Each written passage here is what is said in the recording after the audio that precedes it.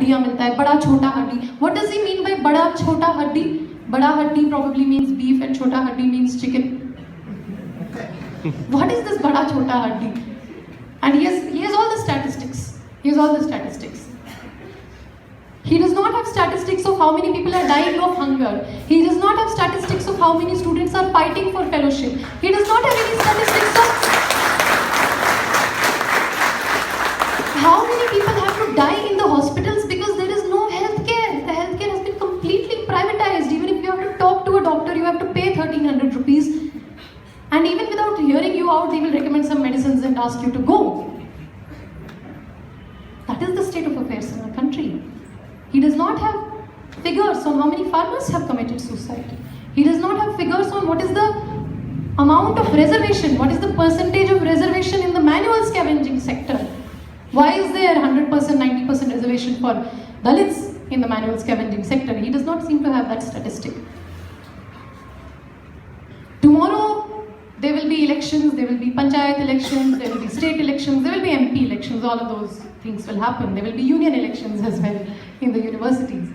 And we will of course all vote for parties of our choice. We are not asking you to associate. I am from All India Student Association. I am not asking you to associate with All India Student Association or CPIML. You may vote for the party of your choice. But right now, that very ability to choose, to be able to vote, is under attack. People who may even want to vote for BJP,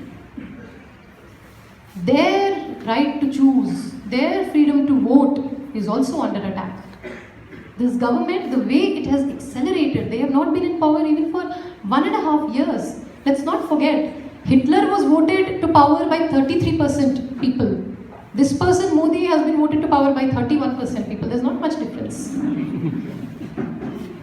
And what might seem a joke today, tomorrow it may be a reality. I will finish by saying one last thing. We recognize that universities are spaces of privilege. We recognize that universities are spaces of exclusion. We recognize all of that. But the university space is also worth protecting. We cannot completely do away with it. If laws are there, we abide by the laws, we are law-abiding citizens, fine. But we can also question the laws. That is how legal reform has happened. Now if you are going to criminalize, if every other day we have a fear that the police might enter our campuses, police might enter our classrooms, then we cannot question anything.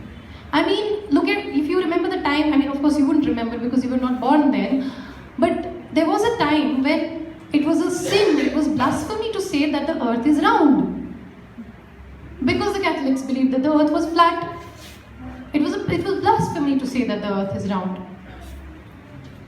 Now, if universities are not given that autonomy to question everything, question nation, question God, question family, question religion, why not?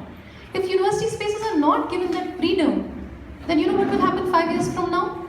5 years from now, if you in your research paper, if in your term paper, if in your exam, if in your entrance paper, you write that, no, Ganesha did not have nanosurgery.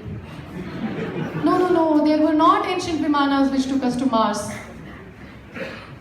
You may actually have to drink a cup of poison. That may be the state of affairs if we do not protect the university autonomy. This is all I have to say. Lal Salam, Jai Hind, Ul Jihad, Inqilab Zindabad.